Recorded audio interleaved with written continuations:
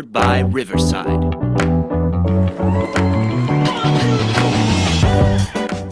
What's up, everybody? It's the Bullpen. It's 2 o'clock. It's a Wednesday, man. It's already Wednesday. I'm Tony Mack. That's Tricky Ricky. We're rocking and rolling. We're getting things ready for another crazy weekend in sports. We've got a lot going on here at Toyota Field that we can get into. A lot of great opportunities for you, your business, your little leagues, things like that, fundraiser opportunity. We'll get into all of that. We have so much happening. The season is really starting to pick up for us now, as some of these other sports seasons are starting to come to a close. So if you want to weigh in, hang out with myself and Ricky, you can go ahead and do that on Twitter at Tony Trash Panda. It's tough, man. At Tony Trash Panda, and then at Tricky Ricky RCTP. You can find us there on Twitter. You can interact with us on the YouTube there as well. That's it, man. Still blows my mind. Video board. T-minus 78 days until Panda Land gets wired up for season number 3 in the Rocket City. Season number 1 didn't make the playoffs. Season number 2 win the division, make the playoffs, but fall short. Season number 3, finger jewelry? Possibly you. Possibly you. Prestige, worldwide. So we put liquid paper on a bee, and it died. We also got baseball. Yeah, and we also have a little beef, too. I'll be honest with you, man. I had a feeling this was going to... Hey, you did this to yourself, and you know what you did. So, as I said, things are ramping up downstairs. We've got sales competitions every single week, and I'll be honest, because Ricky is the promotions manager, I didn't expect, and co-host, friend, right? Known him for a long time. Known him a lot longer than he's been working here. Yeah. Sure. Yeah. And I didn't feel like I had to worry about him in this competition because it's about targeting other people and going after them when you do something right. And I didn't think Ricky would target me. But I came back from lunch yesterday, so the way we have this competition set up is everyone has 3 balloons. We're doing it old school Mario Kart Battle Royale style, where you have 3 balloons, you get them all 3 pop, you're out. Every time someone makes a sale or does other things, they get to pop a balloon. I went to lunch yesterday. Everyone's kind of just gearing up. The competition started just like an hour before that. Everyone's getting things, trying to get set up for a sale. I come back from lunch. I sit at the very back. My cubicle is in the very, very back. And I walked in, and I'm looking around. I'm like, man, everyone's quiet. They're focused. Ricky's not at his desk. His is at the front. They didn't sit us next to each other because they were afraid that, because we're friends, that we would, talk all the time. However, they didn't know that Ricky was plotting to stab a knife in my back. Because when I got back to my desk, I sat down and I looked around, and the girl next to me, Caitlin, she had her 3 orange balloons flying proud right above my desk. I looked up, I'm like, man, that orange looks good with green. Look, 1, 2, 3 orange, 1, 2. Where's the third balloon? Where's the green? Someone popped my balloon. Who popped my balloon? Who's the coward that popped my balloon? Coward. While I was on lunch. I wasn't even there. Couldn't look me in the eye while they popped my balloon. So I turned around to see the sales board. The last person on the board, the only person that was on the board that since I had left, I saw everybody else pop a balloon, was Ricky. And then you didn't even stop there. You got another one yesterday, and you came after me again. I'm down to 1 balloon. Wait, because you came and you targeted me. The kid still got it. What do you want from me? I got one thing. I want from you. I want to know what I did. What did I do to you? Look, man, they say that roasts are, they're mean in nature, but you only roast the ones you love.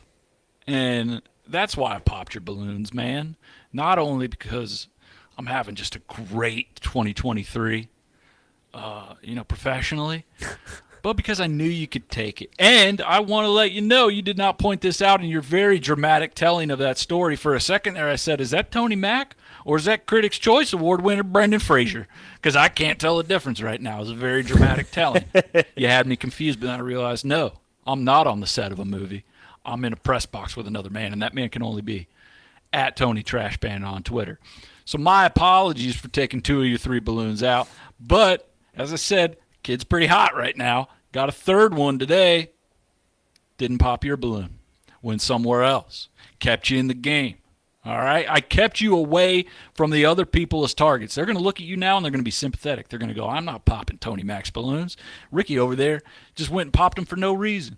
I'm going to let him be. I'm going to pop this guy's balloons. And when you end up winning this thing, it's going to be because of this guy right here. And before you chime in there, Let's also let people know that I went on lunch today, and you made a sale, and I came home to this guy. See that? You did. That's the remnants of what was one of my blue sales balloons. So I don't want to hear it, dude. All Hey, right? I told you it was coming. I told you it was going to be Tombstone style. Hell's coming with me, baby. I told you. You did. You did an Undertaker sit up at your seat across the office. It was moderately intimidating, and you did live up to that because you waited till I went on lunch, and you blew this bad boy up right. That's here, just when the sale came in. But look, let's look at it like this. All right, we're both still in the competition. We both only have one balloon left. A majority of the staff has like all of their balloons. We could be like Josh Carey, who was immediately eliminated. Everyone just like on any reality show, everyone just teams up on one person for no reason. It's like, what about him? And they took him out immediately, which was the dirtiest move of all. I mean, it's probably a smart move though. He does. He makes a lot of moves. He's got a lot in the pipe. You got to take him out. But I was paying you a compliment, if anything, and also saving you for the rest of this game. I have a pretty good feeling you're going to win. Me, on the other hand, people are just popping my balloons. I haven't even done anything to them. I've created a ton of enemies in this game. I have no chance of winning unless I just sell out. I think I have to sell out an entire homestand in the next 3 to 5 hours. You also did not save me. People are going to look. Anybody else that makes a sale is going to look and see one balloon left, and they're going to go after the poor little guy. It's not true. That has one balloon left. It's not true. They're going to go after my one balloon. They're going to go, Ricky's the bad guy. Let's save Tony Mack. In sacrificing myself, I gave you a chance at this game. So you're welcome. I'm playing for the both of us. I always thought of us as a team in this thing, but I can't say that out loud because I don't want the rest of those jokers to hear our strategy. You ever watch this season of Big Brother? This is how you do it. Great. It was a good job. It was a good. You really, if this was anyone else, you would have sold them. Not this guy. All right. You almost had me. No, you didn't almost have me. I knew what you were doing. Whatever. It was a good try, though. It's a great try. Did you see what I did with mine? Every time you pop one, I went and hung it up on your desk. No, I know. I threw it in the trash. Probably where these belong. Yep. So, Robert says, all those poor balloons. Hey, man, it's a balloon world out there. It's Mario Kart Battle Royale style, man. You got to Yeah. pop a couple balloons, make an omelet. And our sales guy put all our faces on Mario Kart characters. And I got Yoshi. Who'd you get? I got Bowser, so I had to play the role, dude. I had to go out there and be the bad guy. I told you, I've had this plan ever since I saw the very poorly made photoshopped artwork of us on the cover of Super Mario Kart. I have a plan, buddy, and you are the golden goose at the top of the pear tree that will take this thing home. And I love how you just pointed out how poorly made the poster was.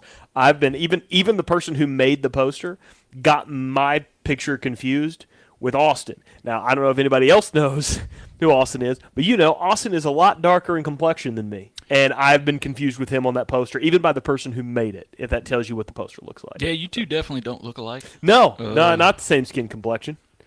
Which I think is a bonus, because now because your guys' photos were very poor quality compared to the rest of it. Like mine's very nicely lit. It looks good. Y'all's looks like it was a photocopy of a photocopy of a photocopy that was taped onto the image, and then that whole thing was photocopied. Like you guys don't even exist anymore. You're just ink. You're an ink blot. But I like your chances, bud. Austin's out of town this week. We could pop his balloons. He won't even know. I've got a plan. Follow me. I'm Don Shula right now. All right. And you're the 76 Dolphins. Let's see. Ethan says on YouTube, usually we only pop Ricky's balloons on this show in an emotional sense when it comes to Tua or Bama teams. That's true. Maybe that's why I enjoy the physical popping of balloons so much due to the emotional pain that I've suffered through broadcasting with you over the last few years. Speaking of Bama teams, Bama basketball's looking pretty good. Hey, I don't mean to burst anyone's bubble on this one, but the Alabama Crimson Tide might have the best basketball team in the country. They look really good, man. Charles Barkley, quote, pains me to say this, Alabama got the best team in the country. They started, this is their first 16-2 start since the mid-'70s. So we all remember some of those mid-'70s Alabama hoops teams. Remember? Yeah. Some of my favorite was Haystacks Calhoun, Hacksaw Jim Duggan, Coco Beware. All the greats. All the greats played on that team. Oh, man, the only person that I can think of beyond, 2003 at Alabama is Wimp Sanderson. It's the only name. And Robert Ory, my man. Big Shot Bob got his start on the That's capstone. Right. How long ago was that, though? I don't know. I don't remember one single moment from Robert Ory's college career. I didn't know who he was until he was in the pros. Big Shot Bob, man. Big Shot Bob, baby. My Alabama basketball fandom came back in the early 2000s, back when they made that run as an 8 seed. They beat Stanford as the 1. They were on the cover of Sports Illustrated. UAB made a run that same year. It was like Alabama basketball just threw a wrench in the whole March Madness tournament. Was Mo Williams on that team? I think Mo Williams left the year before because he left as a sophomore, and he was like a second-round pick, which why would you leave early from Alabama, who was not a basketball school by any means at that time? Left early, and he missed those seasons with, like, what was his name, like Chuck Davis, Ernest Shelton. There's some of those other guys. Oh, there's Antoine Petway. Antoine Petway. I could see him now. in my head. I can't think of his name. So, yeah. Well, I mean, Alabama basketball is doing pretty good. One former Alabama basketball player is not doing so well. Yeah. That's a really brutal story. Darius Miles was arrested on Sunday. And what even is the story? I don't even know what the story is. That's why it's so brutal, man. It's all over the place. So here's just a timeline of events. Darius Miles was ruled out for the season on Saturday when Alabama just laid the wood on LSU. He was ruled out for the season, and then that evening, early Sunday morning, he was involved and then arrested for later Sunday evening for capital murder. So the story at the time was the guy who was driving the car with the person that was murdered, he pulled up to Tuscaloosa police and said, hey, 2 dudes rolled up. They shot at us first. We shot back. My passenger was shot and killed. Darius was arrested, and everyone started telling all kinds of different stories all over the internet. And the latest one I saw yesterday that ESPN had reported, it was actually on the bottom line when Nate Oates was commenting after the game last night. Yeah. It was saying that Darius Miles was the one who supplied the gun to the guy who shot inside the vehicle. And that's what I keep seeing as well. And anytime a big story like this comes out, you have to do your due diligence and look at all the sources and not jump to conclusions, because that's the way it goes now. I mean, when I first saw it, it was Darius Miles arrested on capital murder. He's the one that shot.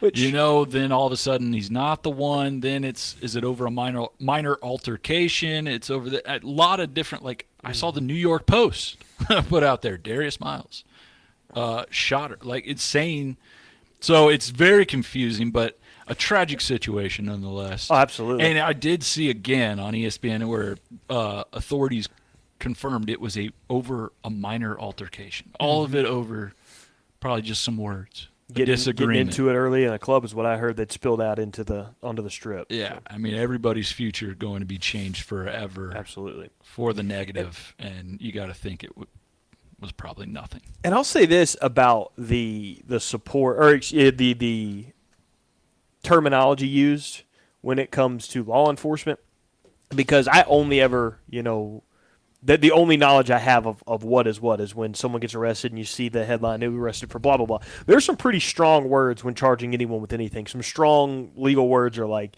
felony. That's a strong one. First degree. You feel that one, right? Capital in front of anything. I know, right? Pretty strong. So Capital when that headline doesn't get thrown out there a lot. No. I thought that was interesting too. I'm like, whoa. Okay. Yeah. I was thinking, like, my wife asked me what I thought that meant, and I told her, I was like, this is totally, I'm not going to say it, but it was totally wrong. But I was like, this is what it sounds like when you say capital murder. And I was wrong. It was not what it was. What is the difference? So from what I understand, capital murder is just like certain circumstances. This one, it was ruled capital murder but because they were shooting into a vehicle. So interesting. That's what I'd read anyway. So a shame, man. I saw that Nate Oates called Ray Lewis and asked for advice. What's the story on that? I don't know. I saw the quote and the headline. That's it. I didn't go and read into it, but it just logistics-wise, that's not. Is that a call you really need to make? Yeah, or boast about. I mean, I guess you really don't know how to handle it. One day you're coaching a team that's looking like a number 1 seed. The next day, a guy on your team is being charged with capital murder. No one trained you for that in coaching school. So I guess you probably look for any kind of guidance or anything there, but I wonder what Ray Lewis said. I wonder if they're friends or what. Well, I did see that Ray Lewis's daughter went to Alabama for a little while. So they probably met each other over the years. Yeah. If you're Ray Lewis, you probably find your way into the athletic facility, and you can pretty much meet whoever you want, I would imagine.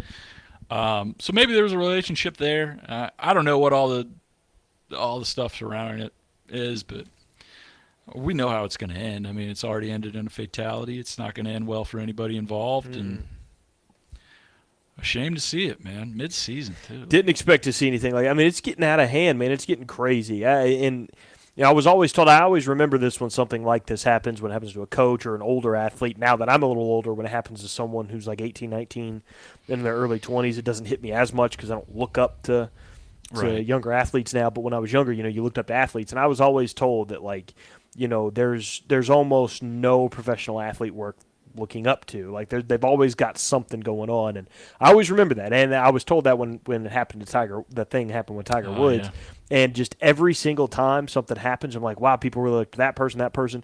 I always think about that. I mean, you've seen what happened with Chris Beard and his fall, and then now with Darius Miles. I mean, everybody's got something going on. Just because they're good at something doesn't mean they're always squeaky clean or they're always perfect. I mean, obviously there's some things going on there with Darius. So it's tough. Just be mindful, not to understand that everyone that you're watching on TV, just because they're out there in the public eye a lot more, they're still people, man. Everybody's going to make mistakes, and they've always got something going on. So, well said. Yeah. That was a very rough set. Weird headline. Did you watch the Tide play basketball though last night? No, I missed them last night. I ended up flipping on and catching the end of the Kentucky Georgia game. Man, the Tide looked good, buddy. I hate watching games at Vanderbilt though. It's an awful gym. It's a terrible view from the camp because there's just so much hardwood and the benches are on the side, like the end They're underneath the basket. Yeah. It looks cool to watch it if you're there. Like if you got some of that orchestra seating, like if you're on that front row, that seems like an interesting way to watch the game. But television broadcast, I hate seeing it. But Vanderbilt owned the boards, but Alabama, man, just didn't even shoot well from the three either. They shot like 26% from the three-point line and scored almost 80 points.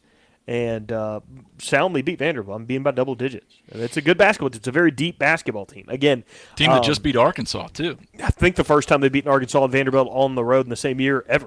Mm-hmm. And I heard Nate Oates in his post-game press conference or a radio interview he did right after the LSU game, and he mentioned, he asked you, Vanderbilt beat Arkansas today? And he said, yeah. He said, well, that's a very good team. They're playing good right now, so we need our people down there in Nashville. There were a lot of Alabama fans there, which it's got to be tough for Vanderbilt when you play in Nashville, which is like a tourist destination. Mm-hmm. Everybody's fans are going to go to your games and use it for like a vacation, so that's got to be brutal. But big win for Bama, man. I'm with Chuck. I think they look like – I don't know if they look like the best team in the country because they've played teams like Gonzaga where they couldn't stop Drew Timme. Mm-hmm. They played teams like UConn where they couldn't stop their bigs. Tennessee's a big team. I'm very curious to see how they continue to do against teams with big guys because they got Bediako, but he's a string bean compared to some of those guys. And this is all great for Alabama fans as well, but I think the only box left to check, obviously you don't quit playing basketball, you keep doing what you're doing, but the next box to check is to do this in March. Be this good in March. They're set up better to do that this year than they were last year because they're so deep. They are such a deep basketball team. They've got studs playing out of their mind right now. So I mean, they're like, I guess, like with some of the stars that they have, kind of remind me from Auburn last year. Auburn had two really big standouts that were great, but Alabama also has a very deep bench. So I mean, they've got the depth, and they have the superstar power right now going for them. This is a team I really want because they're playing great right now. I really want to see them play well in March because they're set up for it. Yeah, I mean, if you've watched this Alabama team and you watched the one last year like I did, these are two different teams completely. And that team last year, just out of nowhere, just kind of fell apart. They started playing Superman ball, where it's like you're at the rec center, and once you get the ball, like I'm not passing it, like that kind of rule. Where it's here we go. It's pretty much glorified one-on-one with 8 other people standing and watching. That's what that team turned into last year. This team now, they've got a superstar with Brandon Miller. That guy can do anything. You've got an experienced guy from Ohio, Mark Sears, who's probably their second in command, second leading scorer. Great at the point. You got a guy like Quinterly who's been around for a while, been at that Alabama program for a while, had a lot of experience. Call those wily veterans. They got wily veterans. They got a lot of dudes on that team. And if you're going to win a title, you got to have some dudes. Yeah. Got a lot of dudes looking like a number 1 seed. I remember those teams from the 70s with, some of the greats. Jerry the King Lawler. Of course, who could forget Mr. all Wonderful, Paul Orndorff, all those great teams, but I don't think they were ever a number one seed. So This team is on track to be that, so I'd love to see it. they just got to keep playing well. Kansas got upset last night, too. Yeah, and again, well, the Big 12 is kind of like what the SEC is building to be. The Big 12 is a very deep conference in basketball. Kansas State was a top 15 team. Yeah. It was on the road. It was at Kansas State. Took overtime to do it. The SEC, with the way they built their coaching staffs over the last several years, they are starting to be that way, too. I mean, it's a very deep conference. Now, when Coach Cal first got to Kentucky, I mean, he turned the program around easy because they were in an easy conference, and he was able to get a ton of talent because it's Kentucky, and he was able to walk through the SEC because the SEC wasn't what it is now. It's been built up. Look at all the star power in terms of coaching that you have there, the talent that they're able to bring with them. Barnes recruits really well to Tennessee. Nate Oates has recruited well. Auburn and Bruce Pearl recruit really well against Kentucky. So it's building itself to be a very deep conference. It is a very deep conference. You'll have several SEC teams in the tournament. And you will also have Alabama, challenged often in the SEC. Right now, it doesn't look like they're challenged, but they're playing decent teams. Vanderbilt on the verge of 500, but, I mean, it's still a road game in the SEC. Those are tough to win, even in basketball. Yeah, and big positive for Rick Barnes in Tennessee is I'm talking to my fiance's grandma over the weekend. We were at a rec basketball game, and she said she roots for Tennessee because she thinks that coach is really nice. Hey. And I don't know if Rick Barnes really is nice, if he has a reputation or if he does great things. Job, Rick. But women in Alabama in their 80s love Rick Barnes. So, I mean, that's huge. That's going to get you far in recruiting. By the way, just full disclosure, the poll size was one person. Yeah, we didn't Family Feud this thing. We didn't survey 100 people, but I feel like I got a pretty good feel for the community, You read the room. demographic. Yeah. Read the room real good. On Yeah, that. I mean, hey. Rick Barnes is a good man. I'm rooting for him. Interesting. So something I'm looking forward to this weekend because it was very awesome to watch this past weekend. The NFL playoffs have been wonderful. Yeah,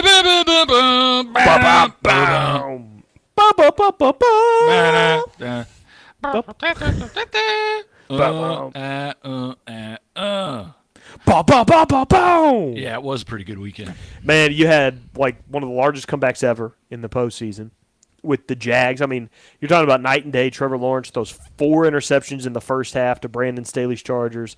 They come back and they win that game 31-30, and the Chargers did what everybody thought they should have done. Do you hear that? What is it? That's the hot seat alarm going off in no, that ain't the construction in the back. No, that's not construction over there. That's yeah, it's from the distance. Do you hear that?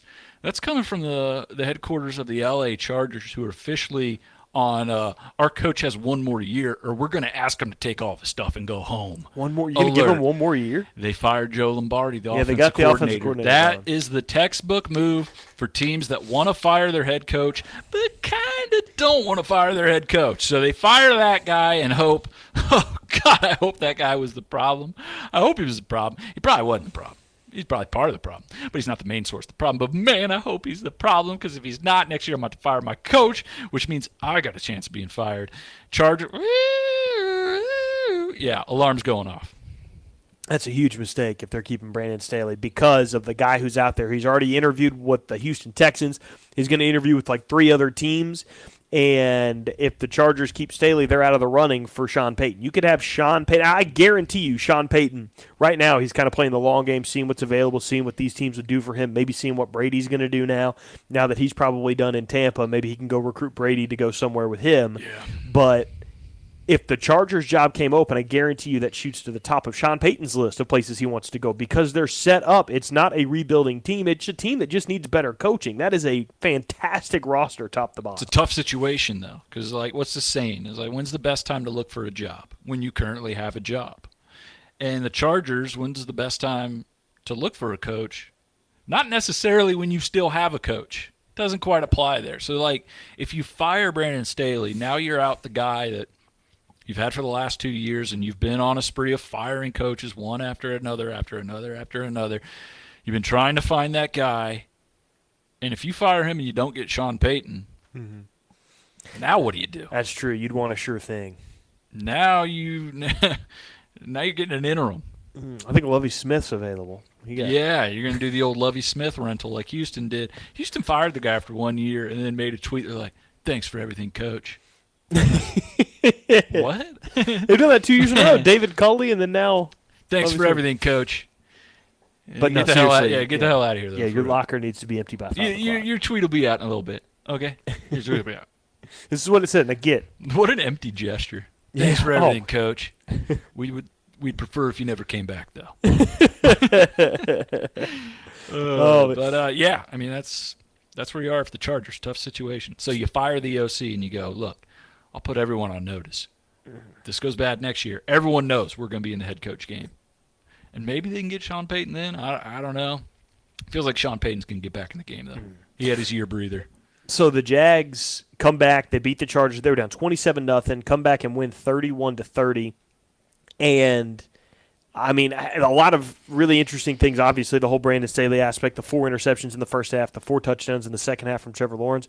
But one thing that obviously stood out was the mismatch in coaching, which is why the Jags came back and won. I mean, Doug Peterson, night and day, is a way better coach than Brandon Staley. There's a 4th down that they were trying to ice the game, right? And it's 4th and 1. They line up like they're gonna run it, because when Trevor snaps it looks like he hands it off. They call a timeout, right? And they go back out there. They got the big uglies behind them. Look like they're gonna go up there and do a QB sneak and push it. But he snaps it, and he just does like a little.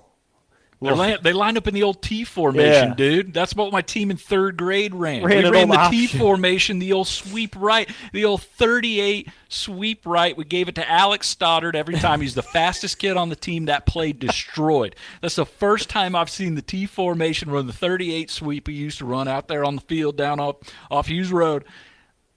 What a call, dude. What a beautiful play.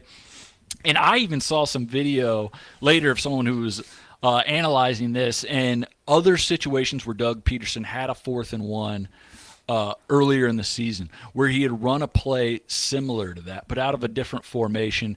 And the way he set up the blockers and forced the run to go outside and forced a cornerback to have to make an open field tackle.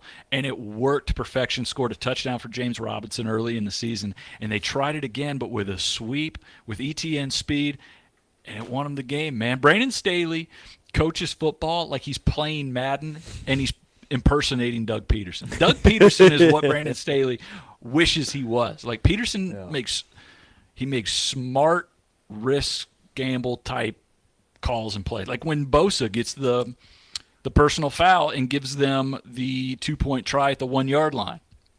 I mean, most teams would just kick the extra point, right? Hey, we're within 3. We don't want to have to make it a touchdown game.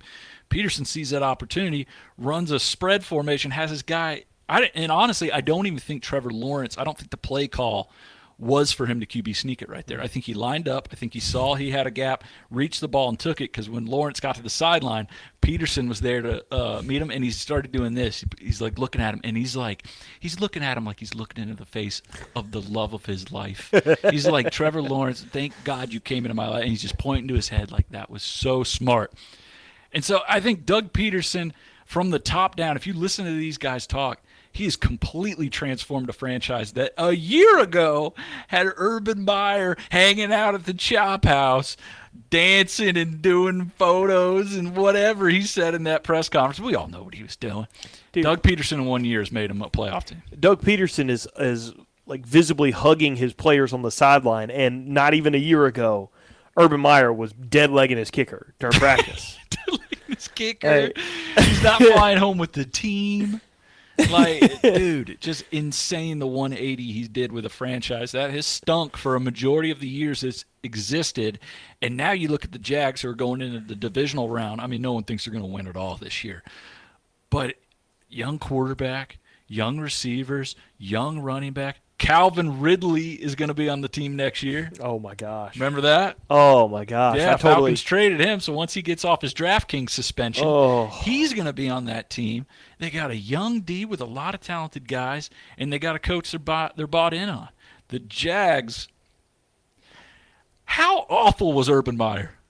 Oh, it was terrible. He had all of that. Like, Who was the other first-year coach that got fired this year after one season? What's his face from Denver, right? Yeah, Nathaniel Hackett. Yeah, Nathaniel Hackett, and that was bad. Like when you only last one season in the NFL, people are going to throw you up there one of the worst coaching jobs ever. Urban Meyer was legitimately one of the worst coaching jobs in the NFL history, like without question, top 2. I still don't think Hackett's the worst. Yeah, Urban Meyer. Hackett stunk on the field, but at least he wasn't doing anything off the field to draw attention. Urban stunk on the field and was stunk even more off the fild. It was impressive how bad he was. Dude, it was one of my favorite Urban stories was when he was watching tape or what. It was during one of their games, and I can't remember if it was actual tape or a game, but it was something to do with the Rams. And he had told somebody who was like, "Hey, that 99 is pretty darn good." They're like, "Hey, that's Aaron Donald, you dope." That's the best player in the league. He's been the NFL number 1 player as voted on by the players for the last 3 years, sir. So, I mean, night and day. I guarantee Doug Peterson at least knew who Aaron Donald was. So. Yeah, I would think. Yeah, probably. But you mentioned the play where Trevor Lawrence just kind of reaches over the goal line. He looked like Stretch Armstrong. Now I understand. I never understood why, nowadays, where we're so, in terms of GMs, NFL GMs are so engrossed in measurables like body size and wingspan. Now I get it. I understand. Trevor Lawrence's wingspan is immaculate, and he stretched it over like Michael Jordan in Space Jam across the goal line. Tyler Huntley's wingspan, you think is very big? Probably not. He got smacked at the goal line. See, he goofed up. Mm-hmm. He did the double arm. He did the Jerry Garantano. Which, if you had a basketball goal in your driveway growing up like me, if you lowered it so you could jam on that thing, you go up with the one-hander, you can get a little bit more extension. You go up with the two hands, you're kind of, oh, this shirt, man, am I sweating? Look at that. Whew. Anyways, don't look. Don't look. All right? I get very animated in the booth. Sometimes I get sweaty in here. All right. Stop chatting. All right, go ahead. Stop it. Sorry. What was I saying?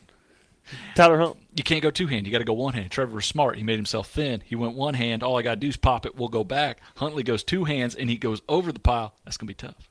And the formation, you got all those bodies in there. Trevor had the spread. It was beautiful. I hate when teams play into the defensive strength. Let's put the Dallas Cowboys. How many times have you seen them hand off to Zeke when they need 1 yard and get stuffed for a -2? I saw it happen the other day. It happens every single game they play. They line everybody up. They completely tell you what's going to happen. They hand it to Zeke, and his big goofy self falls over before he gets it. Every time. I love what Doug Peterson did. Line him up, spread, bam, 2 points. As amazing as that game was, Trevor Lawrence did something that I've never in my life seen anybody ever do. Do you know what I'm talking about? Do you know what Trevor Lawrence did that no one else has ever done on Saturday night? No, I got no idea. We've seen comebacks before in playoffs, right? Frank Reich had a big one. The Tom Brady in the Super Bowl, that 25-point comeback. However, did Tom Brady's wife or did Frank Reich and his family call and make a reservation at a Waffle House after the game? I don't think so. Did he make a reservation? Trevor Lawrence's wife or fiance, whoever it is, made a reservation at a local Waffle House for after that game. He had told it was a teammate that said had never been to Waffle House. I can't remember which one, maybe been Zay Jones or somebody. Beautiful. But he told him, he said, hey, look, you got to go. We'll go after a win one night. So he told him, he said, after we win that playoff game, we're going to win the playoff game, we're going to go to Waffle House. And so his fiance called and had them section off a part of Waffle House. And they had stacked like 20 people. That's got to be a beautiful moment to be with somebody on their first trip to a Waffle House and to experience that with them. Yeah. And you know what's also cool, too, is they say when you're the quarterback of the Dallas Cowboys, it's like being a celebrity. Mm-hmm. You get all the perks. You're pretty much the governor. When you're the quarterback of the Jacksonville Jags, you get a couple tables at a Waffle House. Doesn't quite compare in magnitude, but at the right time, just as valuable. And look, man, I'm not even talking like first athlete. He's the first person in the history of humanity to reserve a table at a Waffle House. If Trevor Lawrence wants Burt's Chili, he can get it literally anytime he wants. Snap of a finger. Hey, you know what I think he could get that no one else can get? He can get one of those waffle sandwiches at Waffle House. Have you seen the Waffle House signs? So there's like a thing going on TikTok right now where Some Waffle House made someone a waffle sandwich, a couple of their waffles, and Yeah. put the other stuff on it. Well, now Waffle Houses are putting signs on their door that says, "We ain't making nothing from TikTok. No waffle sandwiches." is what the sign says. Unless you're a quarterback. I bet Trevor Lawrence can get the waffle sandwich if he wants. Oh, one. he's getting the secret menu. Yeah, 100%. Here you go. Here's the menu. Here's the good stuff. Boom. Dude, oh my god. That dude was eating crepes. He's eating crepes at the Waffle House. Like raspberries and pomegranates and stuff on it. Do you have a good Waffle House story now that we're on the Waffle House topic? I feel like everybody should. If I do, I probably don't remember it. Let's check out what everyone else is saying first. Let's see. Red Wolf 50 says, I like watching Tom Brady lose on Monday. Yeah, I mean, we'll get to that. I'm sure that's going to have some consequences. I think he's going to end up playing somewhere else next I year. liked watching Tom Brady lose on Monday. I love it. Ethan says, Urban was way worse than Hackett, although the Russell Wilson situation is crazy on its own. Robert says, Tony Mack checking Ricky out is funny and awkward at the same time. It felt that way for me, too, yeah. Stop looking, man, all right? I'm going to make sure you're good. I'm going to hit it with some stain guard when I get home. Bring all you right? some It'll be deodorant fine. tomorrow. Robert also actually says, I have way too many Waffle House stories. So I worked at a Here we go. I worked at a gas station in Florence Here we go. for a few years, and it was like every Tuesday.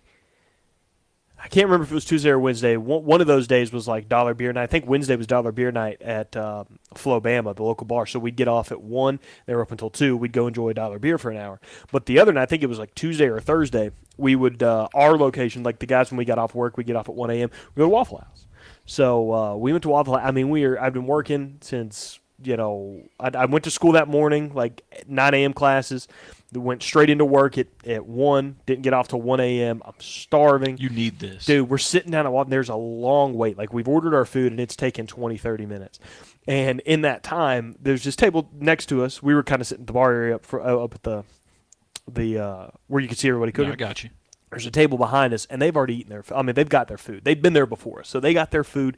They're eating it. And I noticed that they bring a late dish over after they've already almost finished their food. They bring over a fresh plate of biscuits and gravy. My God. And it looked, I mean, it catches me right off. I immediately regretted what I had ordered. I don't remember what I ordered. And You were tantalized. I want that biscuit and gravy. So I'm keeping an eye on them, watching them like, is it good? Like, does it taste? Yeah. And they get up. She didn't even touch it. She gets up, and they leave. Oh, no. So I reached over and I grabbed Oh, come on, man. it, and I ate the biscuits. You can't go to the Waffle House and yourself be the crazy person at the Waffle House. That's reserved for the actual crazy person that shows up there. Dude, I was so hungry. I ate Oh, that. my gosh, dude. Yeah. If you are going to pull that move, though, Waffle House is the place to do it. Yep. I ate that lady's biscuit and gravy. And then ate my food. I remember in a pre-COVID world, that used to be how I got all my meals, Tony Mac. I'd just reach off the plate of some people that had recently left the restaurant, and I'd go to town. Not anymore, kids. Not anymore. This was every bit of 7 or 8 years ago. It's been a while, but yeah. So Not the story I was thinking we were going to get. yeah, that's my Waffle House story. You dumpster dive. You're the middleman on a dumpster dive. Mm-hmm. I get there right before it's thrown in the trash. That's right. Smart.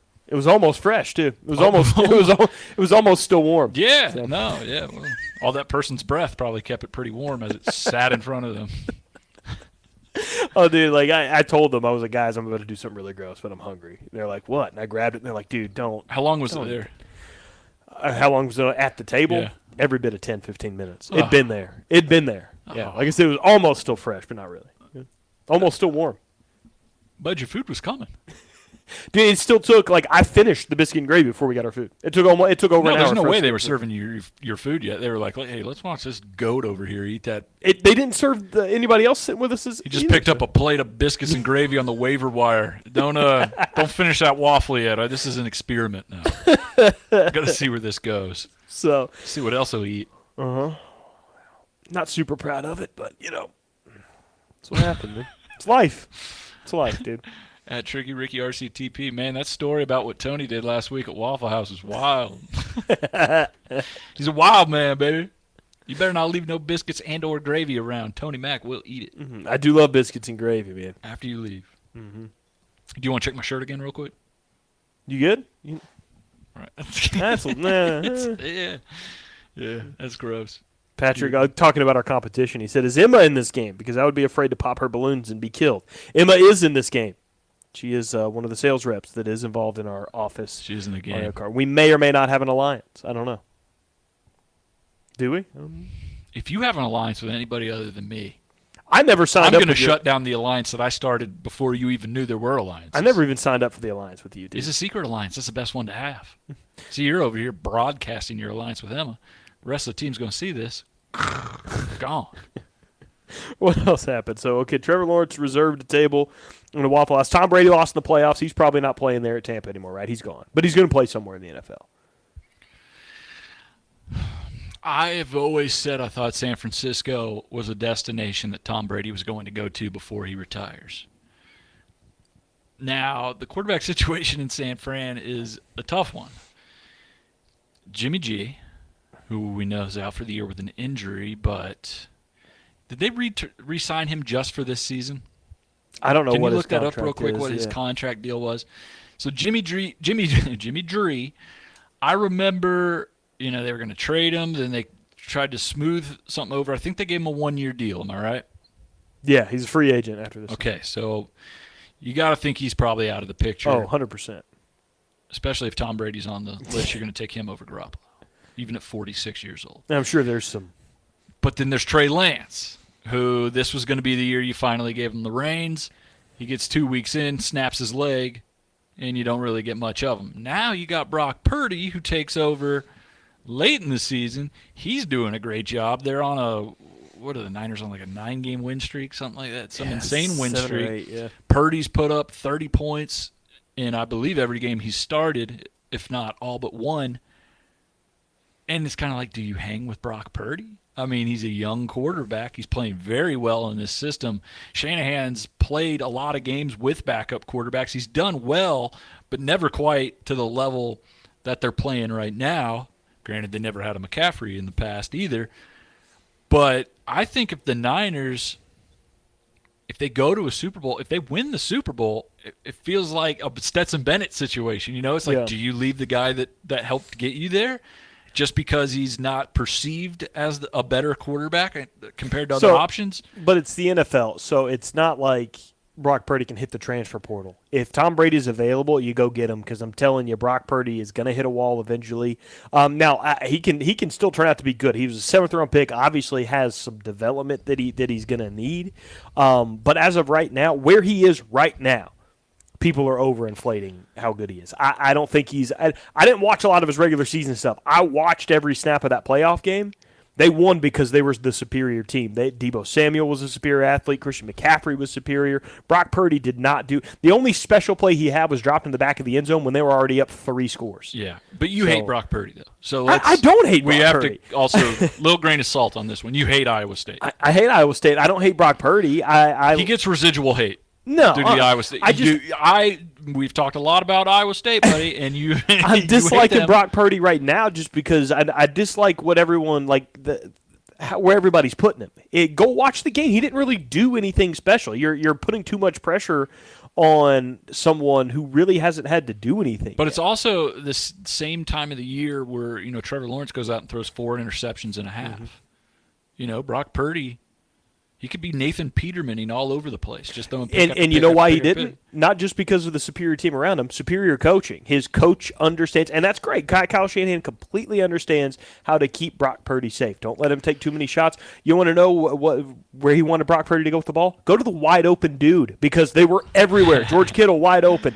Deebo Samuel wide open, big yards after catch. Christian McCaffrey had a couple of big runs in that game. I mean, he's surrounded by really good coaching and a really good staff, and that's going to help him in the long run as he develops. And he could develop into something really good. As of right now, he's doing exactly what he's asked to do, and he's doing it really well. But I don't think that makes him like, we should stick with him over Tom Brady. No shot. Well, I hear you. And I think if Brock Purdy doesn't win a Super Bowl this year, you have an excuse to get to not try again. I think that's how short of a leash Brock Purdy's on. He's Mr. Irrelevant. He's the third string if you look at the start of the year. He shouldn't be in this situation. Maybe he's getting, some false it's too early. Praise it's not false. from people. Too early praise. Too early praise from, I get it, to where if he does lose a playoff game and he plays bad in that game, fans are immediately going to go, we can't have this guy. He can't get us there. But it's like, is a 46-year-old man, even if he is considered the GOAT, is that better? Dude, he had a career high. Now, they didn't look good, but the 45, 46-year-old GOAT had a career high 66 passing attempts in their playoff game on That Monday. doesn't make you he's good. going to be able. He's going to be able to throw the football. I believe Kyle Shanahan could find something for him to do in that offense. Dude, he averaged like 40-something throws a game. I mean, he threw a lot around. And, I mean, Tom Brady, it's not like he's throwing it deep a ton either. He'd work great with that 49ers team and with their playmakers. All you have to do is just facilitate and kind of be a second coach on the 100%. field and let all those athletes do what they do. But still, you're getting a 46-year-old man who at some point you got to think like Brock Purdy. He'll hit a wall. Every quarterback before him has hit a wall at some point. But just because you take Tom Brady doesn't mean Brock Purdy goes anywhere. Like I said, it's not college football. He's not going to transfer. You get. Yeah, but then Brock you get Trey Purdy. Lance. Then it's like, You can. Whatever. you're ready to give up on Trey Lance? I was never really sold on Trey Lance in the first place. I'm not sold on him either, but he had 2 games this year, and the second one he snapped his fibula, and he didn't have Christian McCaffrey. And in the first one, he played in like a monsoon. I get it, but I mean, look at what Justin Fields did. Justin Fields, if he snaps his leg week 2, we're going, that guy's What am I garbage. supposed to like about Trey Lance? I mean, the dude has played like 4 football games over the last 5 years. Like in North Dakota State, he played one No, I hear game. you. And like you never get to see him play. I'm not backing him up, So- but you got to think about the investment. Did you see what the players that the picks they traded turned into? That's true. Yeah, I get it. You have to get something out of him, or you completely wasted 3 stud players that other teams got. It's a Fair. tough situation. Yeah, that's true. That's a good point. And the bad news, if you're Tom Brady wanting to go over there and be a part of San Francisco, the path for Brock Purdy looks pretty good right now. You get the Cowboys this weekend at home. And while the Cowboys are good, Dak Prescott is bound to throw in. I mean, that's what Dak does this year. Dak was tied in the NFL for the most interceptions or second most interceptions in the NFL this year, only played in 12 games. Defense is going to be a lot more vicious than what Tampa's was this past weekend. I think that San Francisco has a great shot. I would pick them in a heartbeat to beat Dallas this weekend. I would too. So, and then you'd probably end up facing maybe the Eagles in the NFC Championship. And what did I say? The Eagles have a letdown choke job game coming in the playoffs. I think my favorite to come out of the NFC is the 49ers I because agree. and I will give Brock Purdy credit with what he has been doing, not going to pretend he's been doing something that he's not, like he's been some wild maniac superstar in that playoff game. He wasn't, but he was a guy that controlled the game, and he was game manager plus is what he was. And he was safe with the football and got it to his playmakers, and he can do that again. His playmakers are very good. When your playmakers are George Kittle, Deebo Samuel, and Christian McCaffrey, you're in a good spot. So I like San Francisco right now to come out of the NFC. I think I'd be right there with you. I think the Eagles are ready for a letdown. Their momentum kind of slowed towards the year with the Jalen Hurts injury. Mm-hmm. Came back for a game, wasn't perfect. Be interesting to see how they look. Now they got a bye week. You know, that starting unit hasn't played a meaningful game in 4 or 5 weeks. It's been a while. Who they have this weekend? Who are they playing again? Who won in the NFC? No, they're playing the Giants. The Giants. So they got a divisional matchup, too, against a Giants team. Yeah, I wouldn't put them past that game. Looks good, man. I mean, Saquon, that dude's a different speed than everybody else. Daniel Jones has been playing really good. Can we fire up the clap real quick? How about Brian Daboll? You know what I mean? Oh, sorry. How about him, though, huh? What a heck of a job he's done. You do got to give it up for him.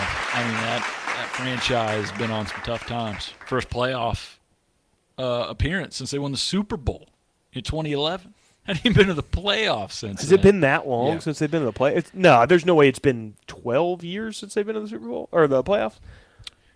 Tell me about some of the Giants teams over the last decade. They go to the playoffs in like 2016. I don't know, dude. Bob McAdoo, Joe Judge. Was Bob McAdoo 2016? Is that his name? Bob McAdoo. No, something McAdoo. Ben McAdoo? Ben McAdoo. Was Yeah. it Ben Bob or- McAdoo, I think, played power forward for the Washington Wizards. I was going to say one Washington of Bullets, them's a basketball player. Bob McAdoo averaged 21 points a game, I think. That's my bad. Ben McAdoo, old grease back. Hey, what's going on over here? He started wearing the jumpsuits and greasing his hair back and wearing dark sunglasses after his first year. After he had like a haircut like a kid would have in a sitcom in the 80s. Then he just went bad guy overnight.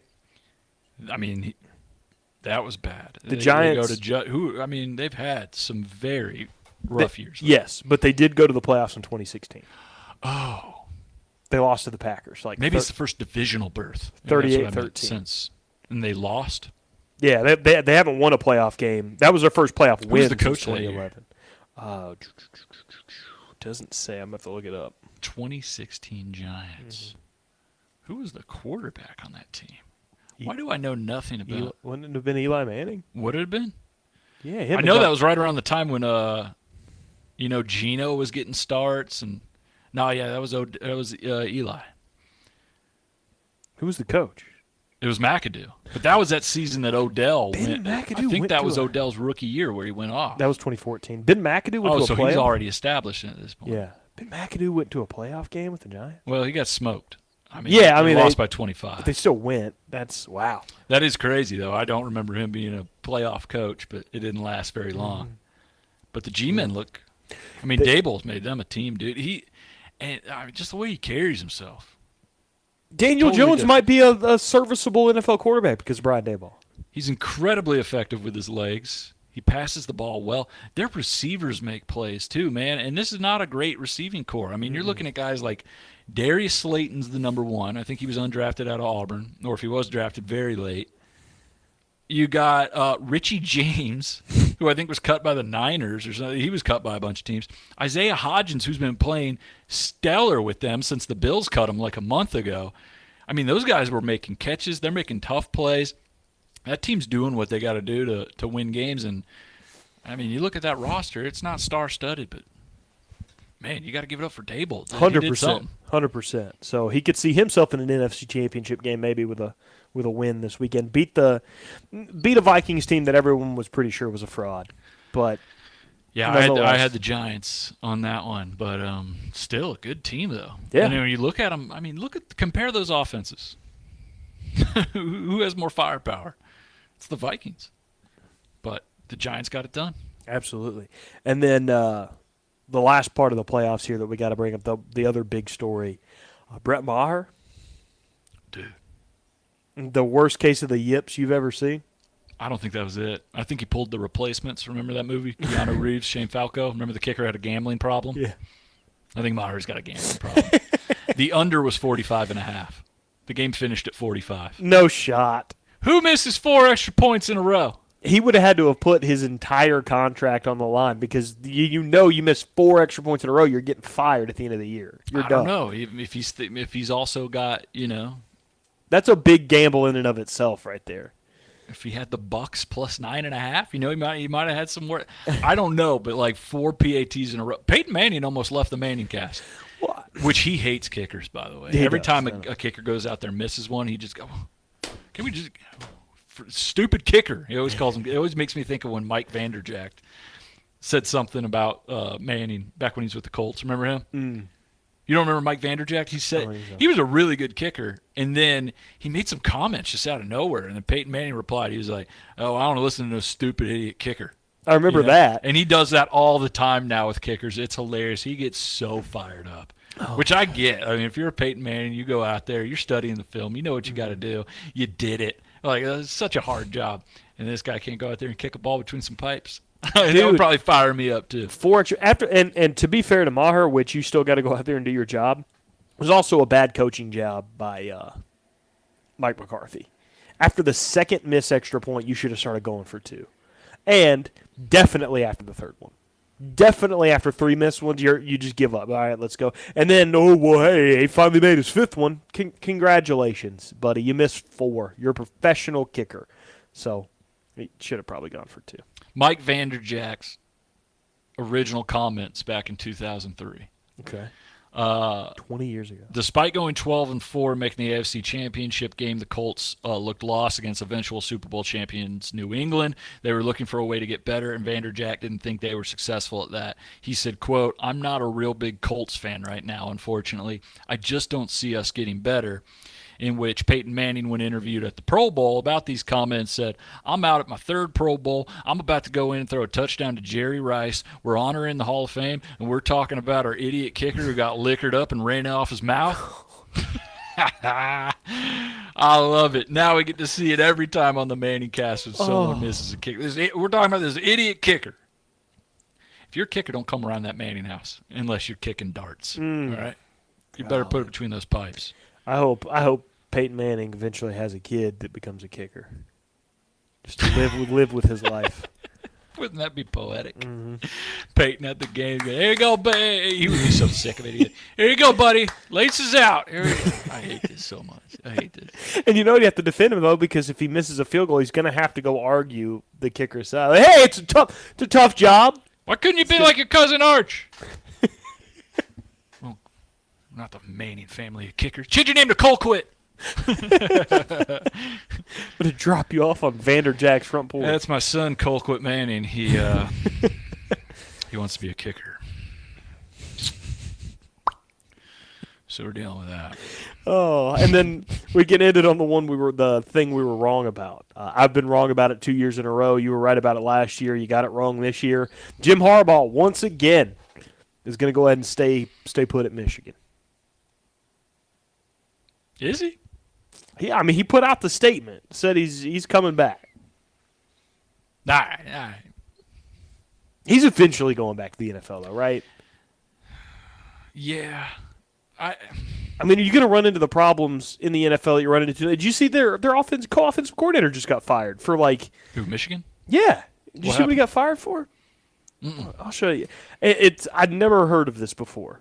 I don't know what it was, and they haven't given out too many details. Let me go get the right terminology. Seems like anybody who has a co-offensive coordinator has no offensive coordinator. Yeah.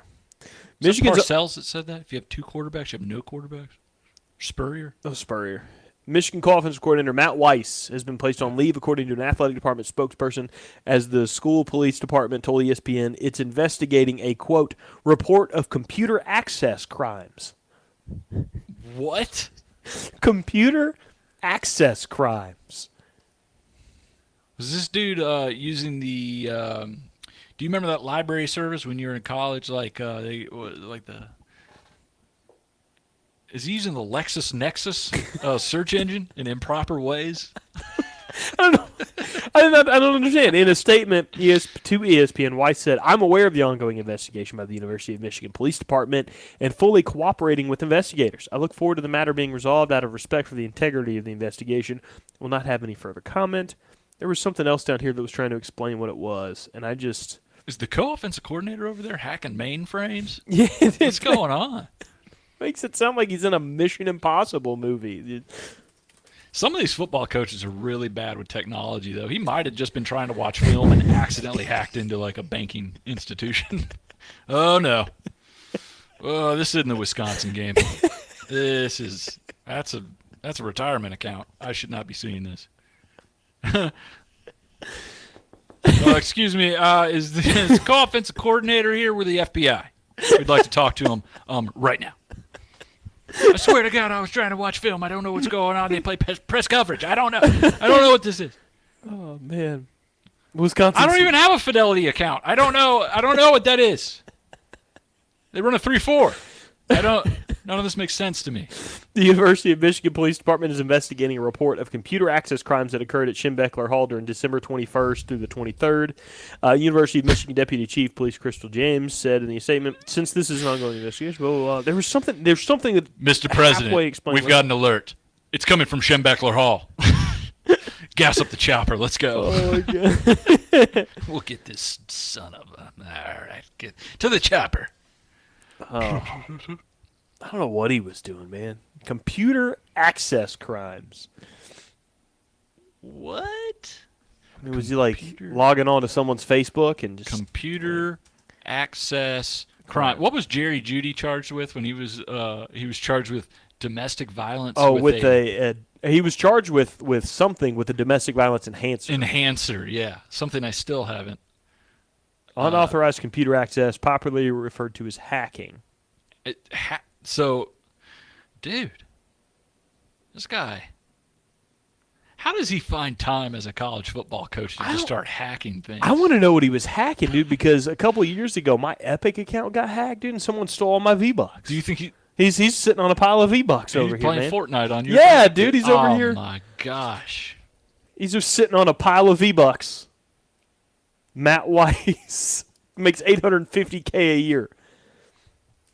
That's pretty good. Over man. here stealing my COD points. He's over here. That's messed up, dude. Reset my battle pass on Rocket League. You know, It's a public university. I'm looking at the comments now. It's a public university. There's a whole list of things he can't legally do on their computer system. Gambling may be one of them. Is gambling legal in Michigan? I believe it is now. It is. Interesting. Maybe a little Calvin Ridley situation here. I just saw a story about a UFC fighter that got tied up in a gambling thing. So imagine losing twice, betting on, like, getting in trouble for betting and then lose the game you probably bet on, which you probably bet on themselves. what do you think the coach, the co-offensive coordinator for Michigan was betting last night? If it's Michigan basketball, that's going to be a real issue.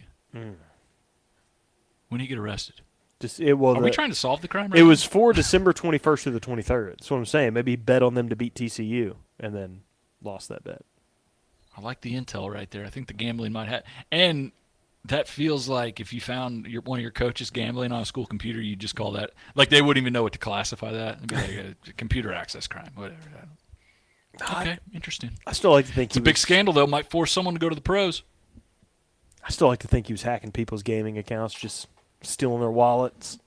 He's just getting on people's Facebook accounts, changing their profile picture. Mm-hmm. To Doing a what people used to do, just poop emoji. putting a weird Uh-huh. status. Yeah, I like farts. He's just going through and posting. Got caught red-handed. What are you doing over there? What? Got caught mid-fart. FAR. No, I said, no, I know that's not my account, but are you guys going to charge me with computer Mr. access Weiss, crimes? we've got you surrounded. Erase the farts. Log out of his Facebook. Delete the status update and walk out of the office. You're surrounded. If they ever made a sequel to Dog Day Afternoon, made a Dog Day Afternoon 2, it'd just be that coach Matt holed up in his Weiss. office, caught hacking people's Fortnite dollars. It's called V-Bucks. Thank you very much. And I still want them back, Matt. It was like 800 V-Bucks that I lost 2 years ago. Attica, I'm not coming out of here. I'll post a status every 15 minutes saying that someone on this campus likes farts until I get a duffel bag filled with $700,000 and a chopper to take me to San Juan, Puerto Rico. I'll do it. All right, we're going to wind this one down. And on that note, Before we get out of here, I've got a few other things here at the ball field that we have going on just to keep everyone aware of what we have going on. In February 11th, I believe, we have a job fair here at Toyota Field. If you're interested in Correct. being part of the game day staff, come join us. You can interview and apply up to 3 positions that day if you want to be a part of the game day staff here at Toyota Field. Those positions are very wide-ranging. There's some stuff in the press box maybe. Obviously ushers and concession, and I think grounds crew is listed on there as well. There's a lot that you can apply for and interview for. So come out to the job fair then. We have a business mixer on the 16th, or the 16th, almost said 26th. The 16th, if you want to come out and be a part of that. But something we have that's new. We have not done this before here. This is our first year doing it, and it's to help especially a lot of the youth sports here in the area. It gives you guys a chance to highlight your team here at a Trash Panda game, be the dream team, and go stand with the Trash Pandas players during the national anthem while also raising money for your youth sports, your team or your league. And that is by doing a fundraiser with us and selling Trash Pandas tickets. You can buy a bunch of Trash Panda tickets at a discount and then sell them at whatever price that you decide on. I have some suggestions on what you should sell them as. And then you can make up to $5 to $6 per ticket if you sell them at either $17 or $18. There is a minimum of tickets you have to buy. But again, you can make up to $5 or $6 a ticket for your little league team, for your little league organization, if you sign up for our fundraiser opportunity. So reach out to me. I would love to answer more of your questions. You can reach out on Twitter at Tony Trash Panda. You can feel free to email or call up here and ask for me. My desk number is 256-517-3734. Feel free to reach out to me and learn more about our fundraiser opportunity to raise money for your sports team or your sports organization while also having your team honored here during a game at Toyota Field. Well, Tony Mack, it's time to head back down to our desk where I better have a balloon when I get one back. of us may or may not be in this balloon contest any longer. If I had to guess, I would guess I probably have been eliminated. As I illustrated at the start of the show, but I'm keeping my fingers crossed. You're up here, so I know you didn't pop anything, just like that poor guy right I there. told Austin. Austin's out of town this week, right, for his birthday. He's doing like a birthday week thing. He said if he makes a sale this week while he's gone, he's going to call up here and have someone pop somebody's balloon for him. I said, you know what would be a really just amazing move, like a big power move? Mm-hmm. To call someone and tell them to pop their own balloon. You know what I mean? Like if you made a sale and you were like, hey, go ahead and pop it, big dog. I'm pretty sure that co-offense coordinator from Michigan could do that. He could log in to the person's account and send a message to themselves, go, pop your balloon. You go, what? How did I just Facebook message myself? Do it. Do it now. It's to the right. Oh, my God, it is to the right. How did he? That would be a move. All right, y'all. We'll see you again on Friday. We'll wrap up this week, send you off to another great weekend of NFL football. I'm Tony Mack. That's Tricky Ricky. It's been the Bullpen. We'll see you Friday. Sorry, I have to text HR real quick. Tony Mack has committed computer access crimes. That's not true. Don't say that. Okay, I'll just delete it then. All your V-Bucks are gone, dude. No. They're I was gone. just saying, No, they're come on, done. No, please They're don't. done.